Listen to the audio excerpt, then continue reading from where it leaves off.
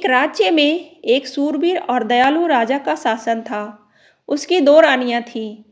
बड़ी रानी का एक पुत्र था और छोटी रानी के तीन पुत्र थे। बड़ी रानी सरल और मृदु स्वभाव की थी। उसकी छत्र छाया में उसका पुत्र अर्थात बड़ा राजकुमार भी सरल और सहज बना। छोटी रानी स्वार्थी और चालाक थी।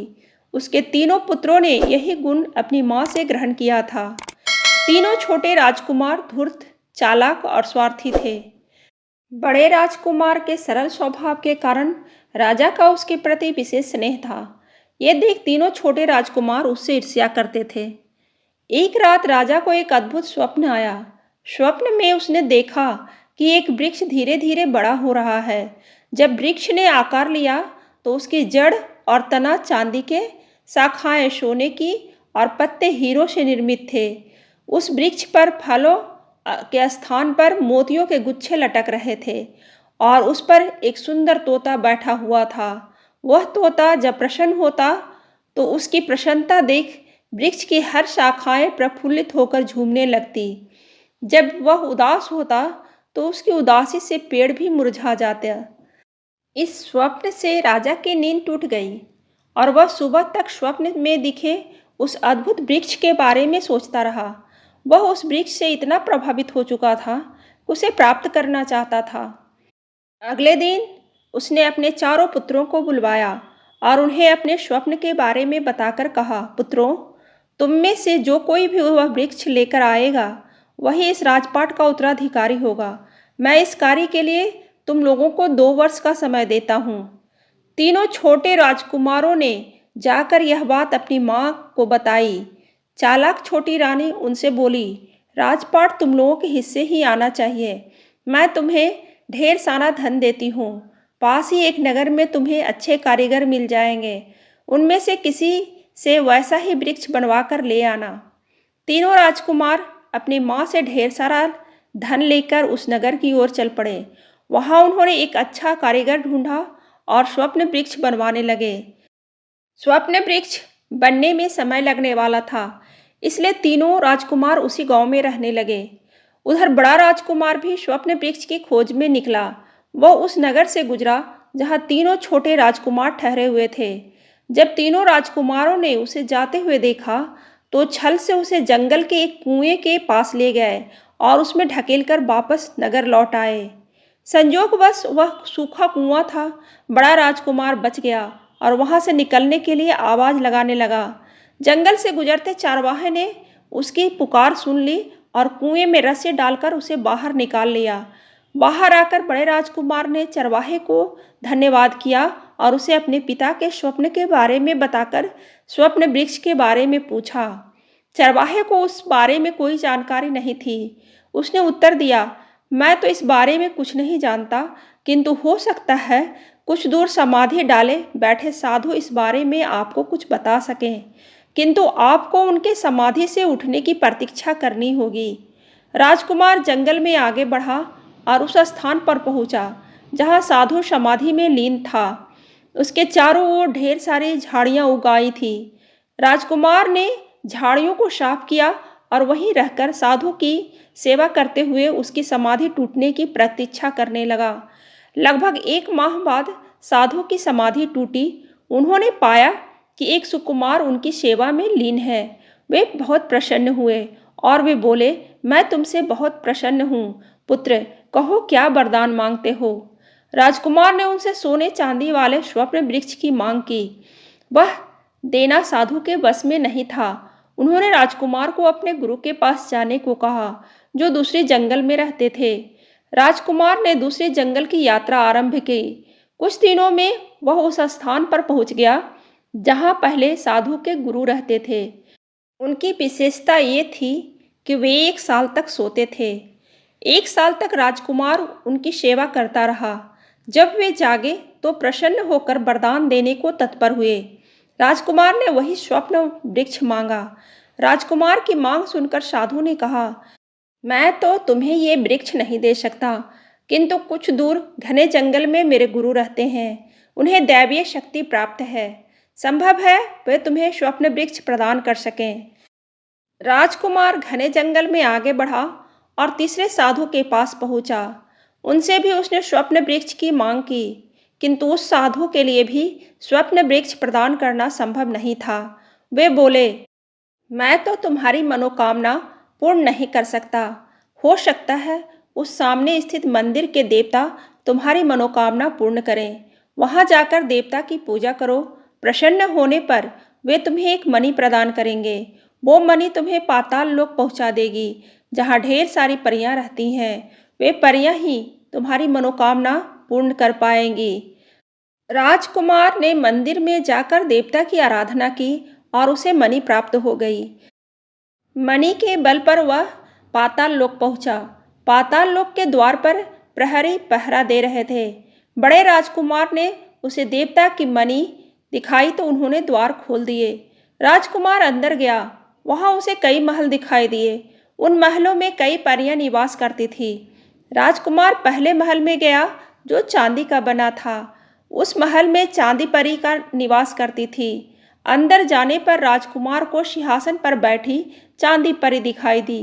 राजकुमार को देखते ही वह बोली, आओ राजकुमार, मैं तुम्हारी प्रतीक्षा कर रही थी। यह सुनकर राजकुमार आश्चर्य में पड़ गया। वह बोली, तुम मेरी प्रतीक्षा क्यों कर रही हो?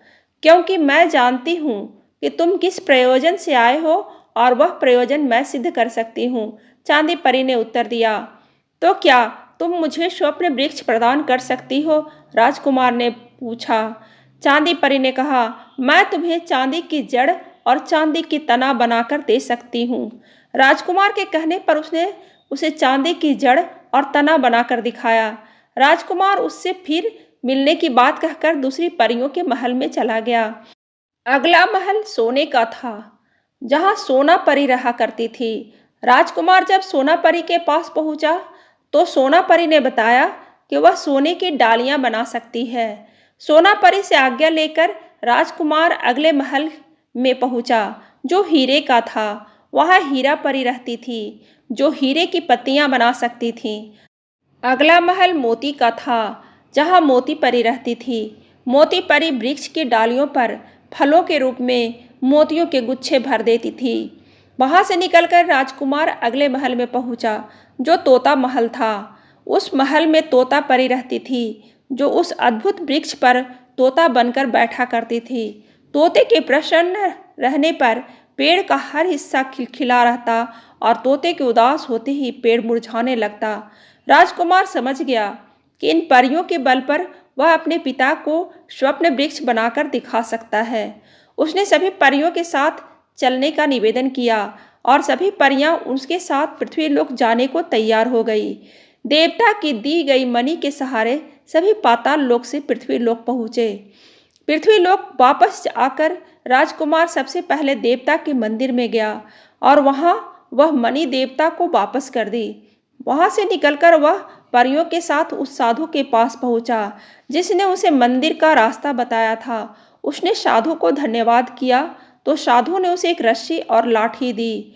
साधु ने उससे कहा, पुत्र, इस रस्सी और लाठी के सहारे तुम अपनी और परियों की रक्षा कर सकोगे और सही सलामत महल वापस पहुंच सकोगे। इस रस्सी और लाठी से तुम कभी भी किसी को अपने पास बुला सकते हो। उनका धन्यवाद कर राजकुमार परियों सहित आगे बढ़ा और उस साधु से मिला, जो साल भर तक सोते रहा करते थे। उसने उनका भी धन्यवाद किया। साधु ने उसे एक चमत्कारिक कटोरा दिया, जो मांगने पर स्वादिष्ट भोजन प्रदान करता था। उनका धन्यवाद कर राजकुमार आगे बढ़ा और सबसे पहले साधु के पास पहुंचा, जो समाधि में लीन रहा करते थे। उस समय वे समाधि में नहीं थे। राजकुमार ने उन्हें अपनी सारी बातें बताई। साधु को एकदम से राजकुमार की बात पर विश्वास नहीं हुआ और उन्होंने स्वप्न वृक्ष बनाकर दिखाने को कहा। राजकुमार ने परियों से कहकर सोने, चांदी और हीरे मोतियों का वृक्ष बना दिया। उस वृक्ष को देखकर साधु को लोभ आ गया। उसने सभी परियां अपने पास रख लिया और राजकुमार को डरा धमकाकर भगा दिया। राजकुमार जब जंगल से बाहर निकला तो दुखी था, मगर तभी उसे लाठी और रस्सी याद आई। उसने लाठी और रस्सी से कहा, जाओ सभी परियों को साधु से छीनकर मेरे पास लाओ। वैसा ही हुआ। कुछ ही पल में सभी परियां राजकुमार के पास आ चुकी थी। उन्हें लेकर राजकुमार अपने नगर की ओर बढ़ा। राजा को दिया 2 वर्ष का समय भी अब समाप्त होने को था। उसके पहले उसे उनके पास पहुंचना था। रास्ते में उसकी मुलाकात तीनों छोटे राजकुमारों से हो गई। वे सभी सोने चांदी का महल बनवाकर वापस लौट रहे थे। बड़े राजकुमार को जीवित देखकर वे चकित रह गए और उससे उसका हाल पूछा। बड़े राजकुमार ने उन्हें सारी बात बता दी। असली स्वप्न वृक्ष की बात जानकर तीनों राजकुमार ने सभी परियों को अपने कब्जे में ले लिया और बड़े राजकुमार को उसी सूखे कुएं में धक्का देकर महल की ओर रवाना हो गए। महल पहुंचकर वे तीनों राजा के पास पहुंचे और उन्हें बताया कि वह स्वप्न वृक्ष लेकर आ गए हैं। राजा ने उनसे स्वप्न वृक्ष बनाकर दिखाने को कहा। तीनों राजकुमारों ने परियों से बहुत आग्रह किया, किंतु वे टस से मस नहीं हुई और स्वप्न वृक्ष बनाकर नहीं दिखाया। तब तीनों राजकुमारों ने कारीगर से बनवा कर लाए हुए सोने चांदी का वृक्ष राजा को दिखाया। उस वृक्ष को देखकर राजा बोले, यह स्वप्न वृक्ष नहीं है। मैंने जो वृक्ष देखा था उसे बनते हुए देखा था और उस पर तोता बैठा था। मुझे मेरे सामने स्वप्न वृक्ष बनाकर दिखाओ। तीनों राजकुमार हताश हुए। राजा बड़े राजकुमार की प्रतीक्षा करने लगे। उधर कुएं में गिरे राजकुमार को एक बार फिर से उस चरवाहे ने बचाया। राजकुमार ने उसका धन्यवाद दिया। चरवाहा बहुत गरीब था। राजकुमार ने चमत्कारी कटोरे की मदद से उसके और उसके परिवार को भरपूर भोजन करवाया और वह कटोरा उसे देकर महल चला आया। राजकुमार महल तो चला आया, किंतु उसके पास परियां नहीं थी जिसे वह स्वप्न वृक्ष बनाकर राजा को दिखा पाता। उसे लग रहा था कि तीनों राजकुमारों ने राजा को स्वप्न वृक्ष बनाकर दिखा दिया होगा, किंतु महल पहुंचने पर उसे सारी घटना का पता चला। फिर उसने लाठी और रस्सी के सहारे सभी परियों को अपने पास बुलवा लिया और उन्हें लेकर राजा के पास पहुंचा। राजा को उसने अपने छोटे भाइयों की सारी कारस्तानी बताई और फिर परियों को स्वप्न वृक्ष बनाने को कहा। परियों ने सोने चांदी और हीरे मोतियों का स्वप्न वृक्ष बना दिया, जो बिल्कुल राजा के सपने में दिखे वृक्ष की तरह था। तोता परी वृक्ष पर तोता बनकर बैठ गई और उसके खुश होते ही पेड़ की डालियां झूमने लगी। यह दृश्य देखकर राजा बहुत प्रसन्न हुआ। उसने बड़े राजकुमार को अपने राज्य का उत्तराधिकारी बनाया और तीनों राजकुमार को काल कोठरी में डाल दिया। कहानी अच्छी लगे तो लाइक जरूर करें और ऐसी ही कहानी सुनने के लिए सब्सक्राइब बटन दबाइए।